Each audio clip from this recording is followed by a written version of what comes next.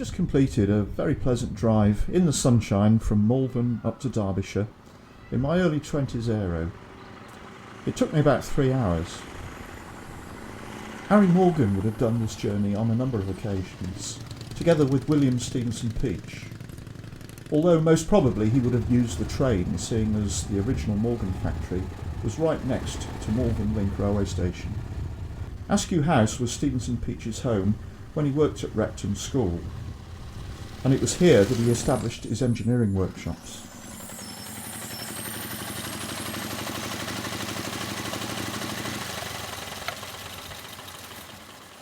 It was here in the grounds of Askew House, on the outskirts of Repton, that the original Morgan prototype was developed throughout 1910.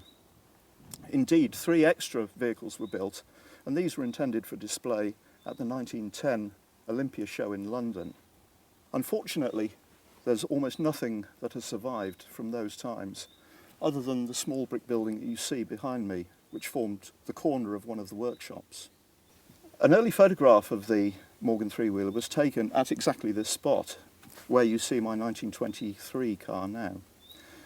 In the driving seat is Fred Smith, who was Stevenson Peach's workshop manager, and indeed who did the original drawings for the prototype as it was developed. The engineering workshops taught pupils from Repton and other leading schools. Charles Rolls came for tuition from Eton College and subsequently wrote to Stevenson Peach saying that he had acquired more engineering knowledge from him than from anybody else. Stevenson Peach's interests included the Roller, Mower and Engineering Company Limited, which manufactured many wonderful machines, including this electrically powered roller and other steam, gas and oil engines. He even made motorcycles and cars. The Stevenson Peach connection between Repton School and Malvern College is being commemorated as part of the Morgan centenary celebrations this year.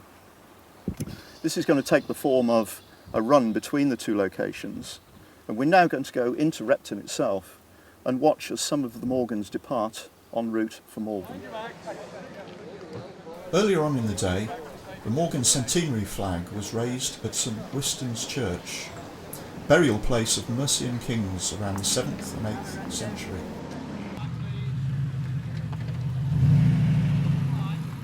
Meanwhile, around the corner, a steady stream of about 115 four-wheelers assembled.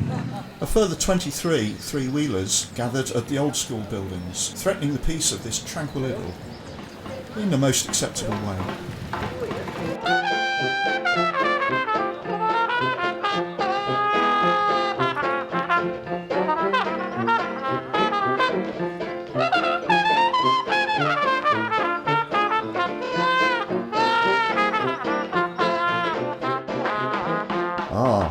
I particularly like that one. The four-wheelers had created the sort of car park that those back at Pickersleigh Road could only dream of. The Centenary Committee was also there supporting Pudsey in his starring role as passenger in the Children in Need car. Proceedings were seen off by the High Sheriff of Derby, Sir Henry Every, and his chaplain, with Pudsey leading the run.